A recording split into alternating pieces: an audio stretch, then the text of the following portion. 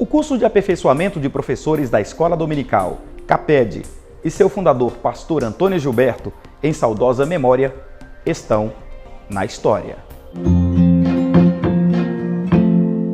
Fundado em 1974, com mais de 100 edições já realizadas, tanto no Brasil como também no exterior, e com conteúdos ministrados das disciplinas Bibliologia, Teologia Sistemática, Pedagogia, Psicologia Educacional e Escola Dominical, o CAPED já alcançou mais de 50 mil alunos.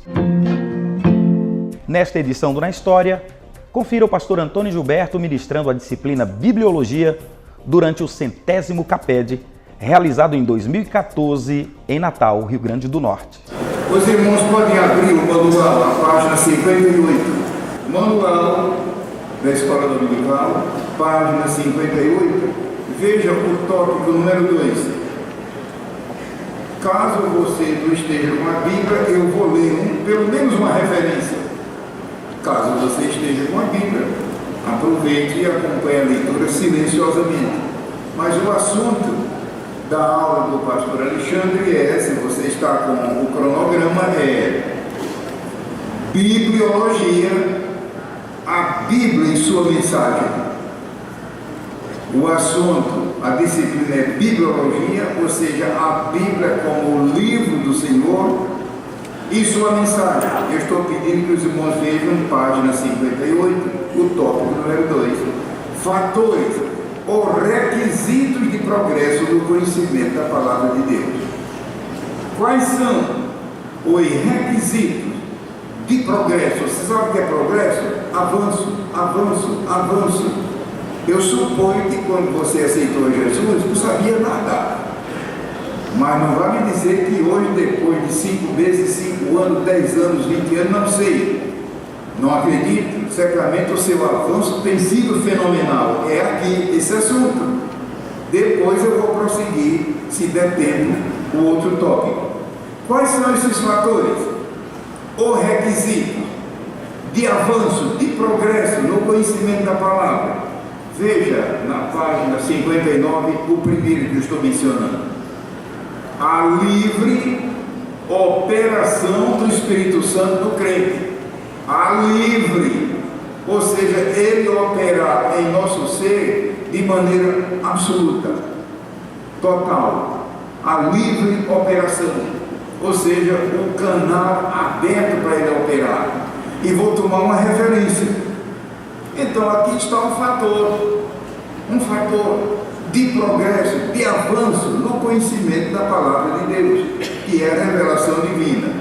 A livre operação, o Espírito Santo é totalmente livre para operar em nosso espírito e alma e corpo. Nunca diga corpo, alma e espírito. Segundo as Escrituras, é espírito e alma e corpo. E muita gente diz, mas o ser humano, irmão Gilberto, eu estudei no seminário que é dicotômico. Meu irmão, por que é que você não fica numa Bíblia? Primeiro a Bíblia. Não vá confundir Bíblia com teologia, no sentido estrito.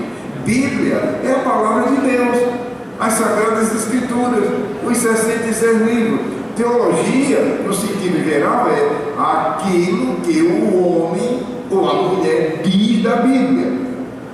Se essa pessoa for uma pessoa temente a Deus, salva, ungida, santificada, meu Deus, é uma bênção. Caso contrário, você já viu o problema que dá. Então, o meu conselho é, primeiro, antes de tudo, a Bíblia. Então, a livre operação do Espírito Santo no crente. Esse fator é primordial. Por quê? Porque o Espírito Santo é o autor da Bíblia. Foi ele que inspirou a Bíblia. E vamos nessa referência de 1 Coríntios 2. 1 Coríntios 2, os versículos 10 e 13. 1 Coríntios, não precisa anotar a referência que está no manual. Das várias referências eu vou ler só uma, devido à exiguidade de tempo.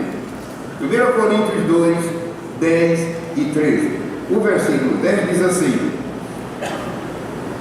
essa pequena pausa que eu estou fazendo é dando mais um tempinho para quem quiser procurar. mas Deus nos revelou. Veja que maravilha.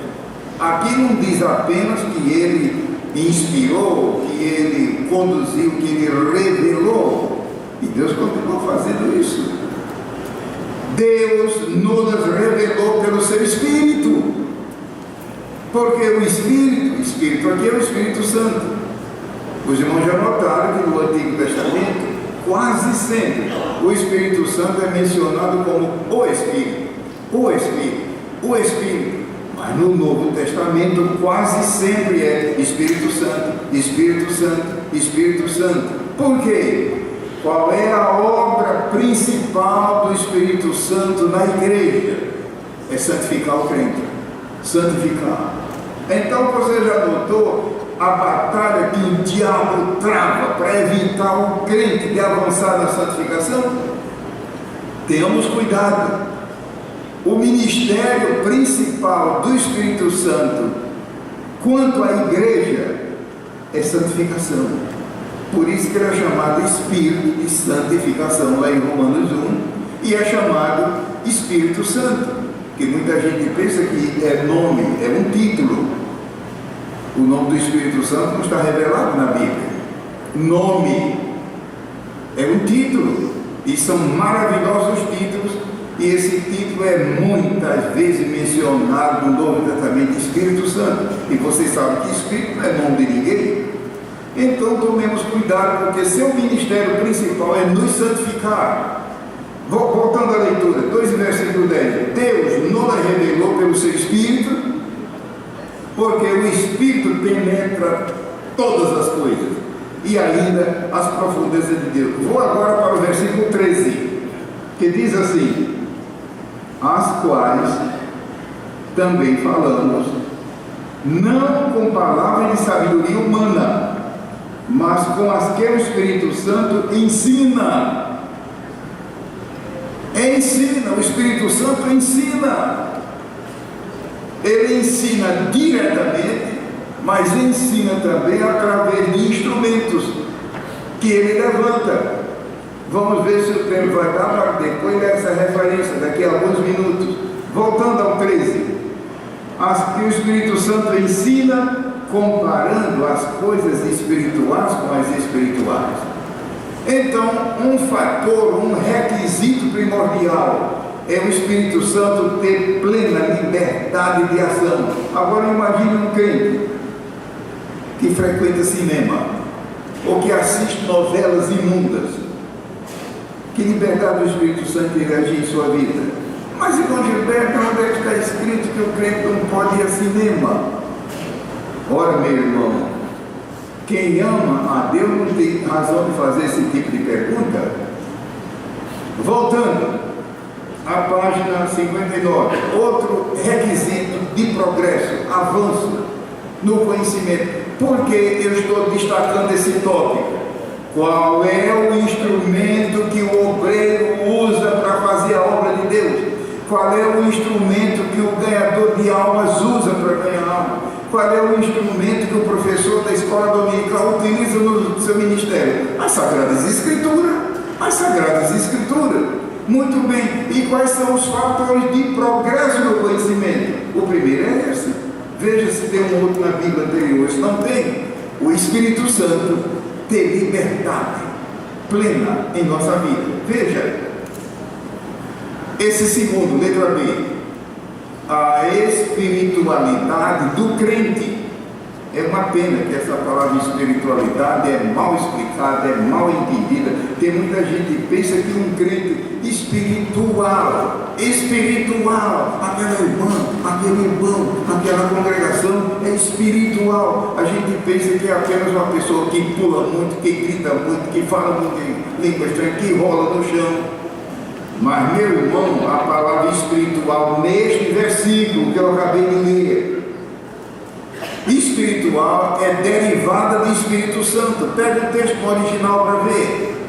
Então tomemos cuidado com essa declaração. Aquela pessoa é muito espiritual. Será que é mesmo? Lembre-se que no texto do Novo Testamento, nesse versículo, quando diz espiritual, é a pessoa que é movida, inspirada, guiada pelo Espírito Santo. Então, na letra B, a espiritualidade do crente. Vamos para essa referência de Hebreus. Eu coloquei várias, mas o tempo não dá. Vou ler apenas a de Hebreus, capítulo 5. Não precisa de uma nota, está no manual. Então, um segundo fator é o meu relacionamento com o Santo Espírito. O Espírito Santo é muito sensível. Ele pode ser entristecido com facilidade. E você sabe que uma pessoa triste com a gente, ela se afasta, ela fica muda.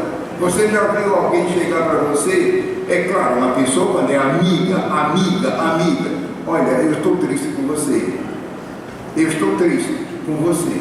E você sabe que a pessoa se afasta e fica simplesmente muda. Ministrando a disciplina Bibliologia, Pastor Antônio Gilberto volta já no Na História.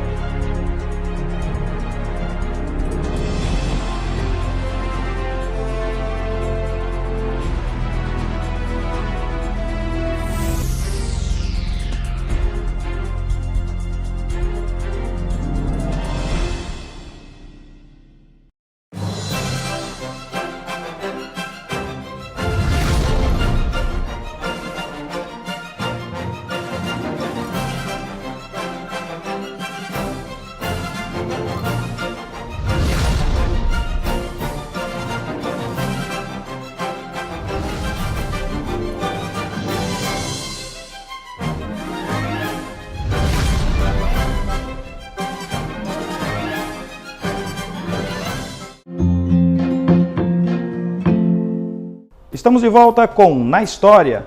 Continue assistindo a ministração do pastor Antônio Gilberto, da disciplina Bibliologia, durante o 100º CAPED realizado em Natal, Rio Grande do Norte.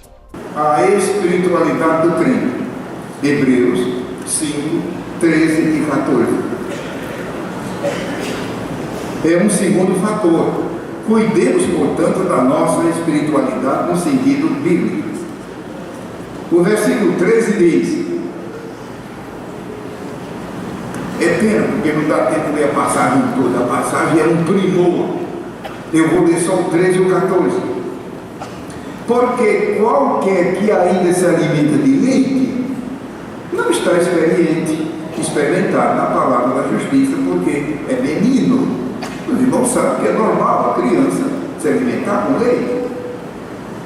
A própria natureza, a própria história revela isso. Versículo 14. Mas o mantimento sólido é para os perfeitos. A palavra perfeitos aqui, não vai pensar que é no sentido de impecável. É imperfeito no sentido de subdesenvolvido, que não atingiu a maturidade. Você bem sabe que um bebê, uma criança quando nasce, é pequenininha, tamanho de nada. Mas vai crescendo até chegar à altura. E Deus determinou leis que na época funcionem para o crescimento.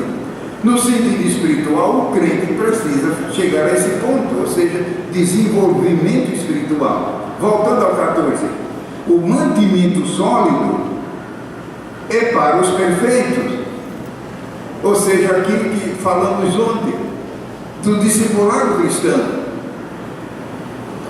os quais, em razão do costume, têm os sentidos espirituais, têm os sentidos exercitados. Você ainda vem me dizer que nós só temos sentidos físicos? A vista, o ouvido, o olfato, o paladar, o tato. Meu irmão, isso é sentido físico. Aqui está falando de sentidos espirituais. E diz o versículo: para discernir tanto o bem como o mal. Já me disseram que eu estou errado, mas eu não noto nada.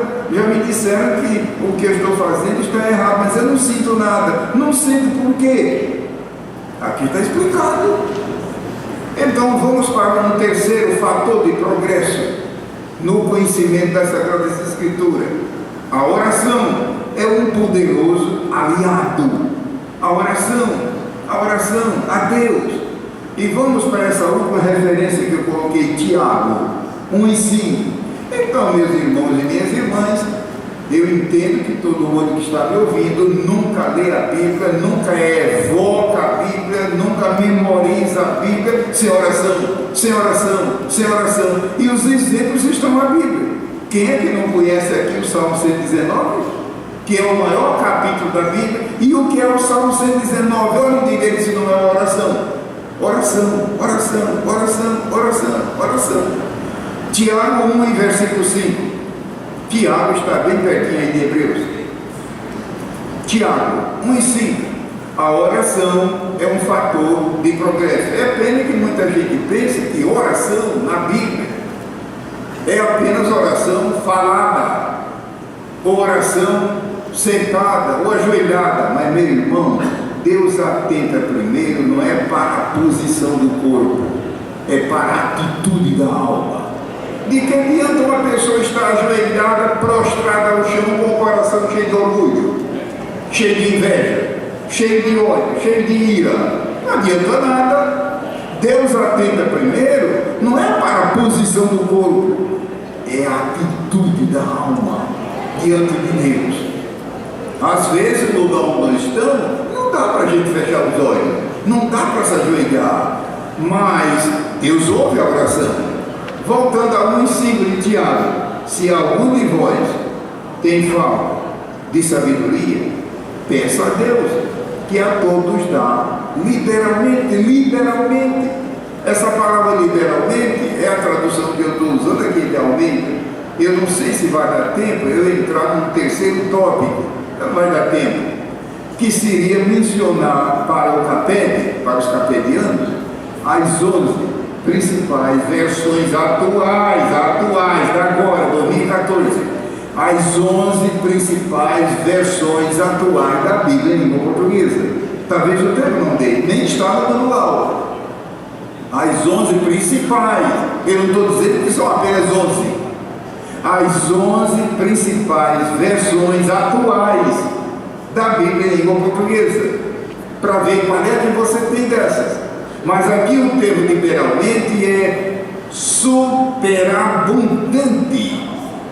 Deus é misericordioso e a gente o louva sem cessar, porque Ele está além, está medido, está liberalmente, e ainda diz, e não lança em rosto. Então, orando, às vezes só dá tempo a gente orar em espírito, e Deus ouve. Deus também age para conosco da mesma maneira. Os irmãos se lembram de uma vez que um homem chegou para Jesus e Jesus disse: eu quero, fica limpo. Não precisou ele dar nenhuma ordem. Aí eu esperava que Jesus fizesse isso e aquilo. Senhor, se tu queres, se eu quero. Veja como Deus é poderoso, basta ele querer. Não diz nada, só ele querer e a obra é realizada. É o nosso Deus, é o nosso Jesus, é o nosso Salvador. Veja a letra B, um outro requisito para o avanço no conhecimento da palavra de Deus: o ministério de ensino dos mestres, eu coloquei bíblicos, dos mestres cristãos. Eu mencionei em uma das minhas aulas, acho que foi ontem ou anteontem, que dentre os dons do Espírito Santo, uma das categorias é dons na área do santo ministério. Há uma categoria de dons que é na área congregacional. 1 Coríntios 12 é um dos grandes capítulos. Dons do Espírito Santo na área da congregação. Esses dons são dons intermitentes e muita gente pensa que são dons residentes. Não são. Há uma segunda categoria de dons do Espírito Santo, dons espirituais, que eu não sei porque, infelizmente, nunca é estudado na igreja. Mas está na Bíblia. São dons na área de serviços Estou usando o plural, como está no original. Dons do Espírito Santo na área de ministrações ou serviços para com o próximo.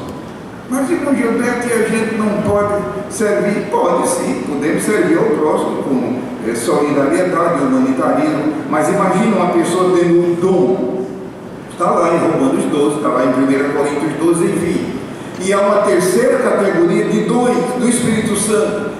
Dons na área do santo ministério. E um desses dons é o ensino, mestres bíblicos. E vamos tomar, de repente, 2 Timóteo 2. 2 Timóteo 2. Dons do Espírito Santo. Mas lembre-se, esse ensino que estão espalhando por aí, não aceitem. Dons que eu estou falando aqui são dons do Espírito Santo que vêm sobre o crente batizado com o Espírito Santo. O Espírito, está demonstrado que o batismo com o Espírito Santo não é o fim da jornada. Ao contrário, é a porta de entrada para uma vida espiritual muito mais rica, muito mais abundante. De fato, eu não vou entrar na área que o tempo não permite. Mas um dos dons do Espírito Santo, uma das categorias é na área do santo ministério. E vamos ver 2 Timóteo 2:2, rapidamente.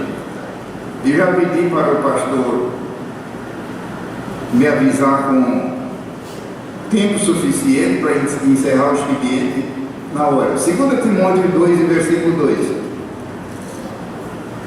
Eu contei mais uma referência, mas vou ler apenas 2 Timóteo 2:2. Bom, eu vou ler o versículo 1. Os irmãos sabem que quando a Bíblia foi escrita, não havia divisão de versículos. Não havia divisão. Foi feita por homens, com toda a boa vontade, mas todo o trabalho humano, você sabe que é imperfeito. Então, na divisão versicular, você tome cuidado. E qual é a maneira, então, de me aproximar da leitura correta? É a paragrafação, ou seja, o parágrafo é uma unidade de pensamento do ponto de vista divino. E tem Bíblias com versões que têm divisão paragráfica. 2 Timóteo 2:2 diz assim, versículo 1: Tu, pois, meu filho, fortifica-te na graça que há em Cristo Jesus. Meu irmão e minha irmã, já que estamos em aula, tome cuidado com essa expressão Cristo Jesus. Tome cuidado em ter sentido.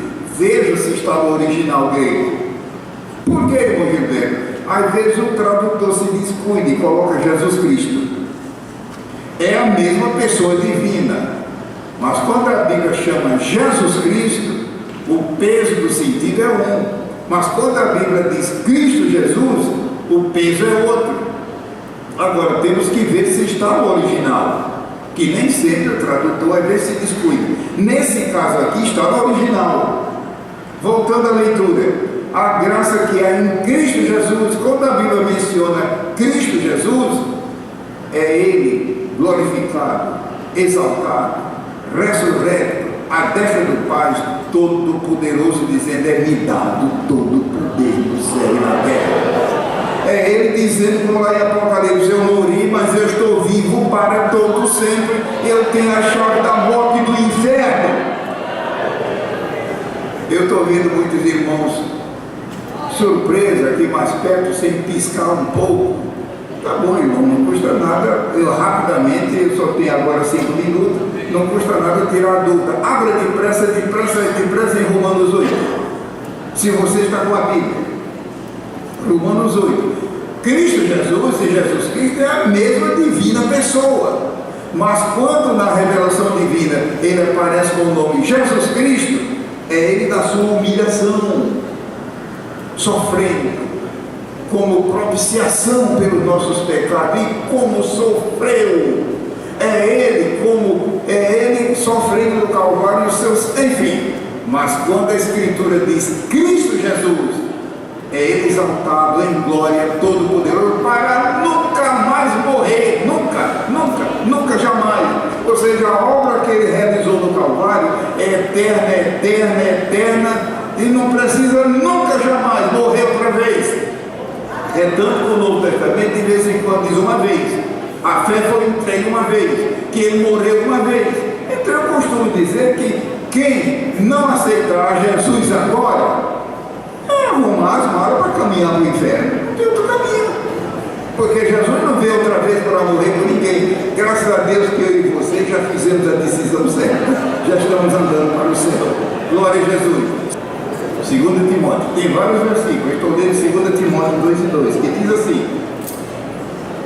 Tu, pois, meu filho, fortifica-te na graça. Versículo 2.